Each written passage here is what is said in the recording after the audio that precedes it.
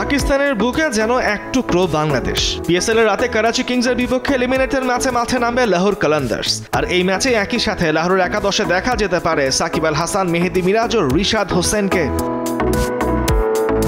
বুধবার রাতে সংযুক্ত আরব আমিরাতের বিপক্ষে ম্যাচ খেলে বৃহস্পতিবার লাহোরের দলের সঙ্গে যোগ দিয়েছেন রিশাদ। এবারের আসরে এখনো পর্যন্ত 5 ম্যাচে 9 উইকেট পেয়েছেন এই লেগি। জাতীয় দলের হয়ে সিরিজ খেলতে সংযুক্ত আরব আমিরাতে থাকায় লাহোরের হয়ে একটি ম্যাচ খেলা হয়নি রিশাদের। এদিকে প্লে-অফের গুরুত্বপূর্ণ ম্যাচের আগে লাহোর দলে ভিড়িয়েছে মেহেদী হাসান মিরাজকেও। জিম্বাবুয়েন অলরাউন্ডার সিকান্দার রাজা টেস্ট খেলতে জাতীয় দলে যোগ দেওয়ায় তার জায়গায় মিরাজকে দলে নেয় লাহোর। আর গত শনিবার লাহোরের হয়ে মাঠে নামেন tiger allrounder Shakib Al Hasan. Kiwi তারকা ড্যারেল মিচেলের বদলি হিসেবে খেলেছেন তিনি।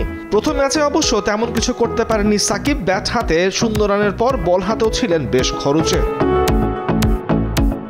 আজ রাত 9টায় ঘরে মাঠে ডেভিড ওয়ার্নারের করাচি কিংসের বিপক্ষে মাঠে নামবে রিশাদ, সাকিব, মিরাজের লাহোর। গুরুত্বপূর্ণ এই ম্যাচে 3 বাংলাদেশি তারকা থাকতে পারে একাদশে। এই ম্যাচ জিতলে দ্বিতীয় কোয়ালিফায়ারে খেলার সুযোগ পাবে লাহোর কালান্দার্স।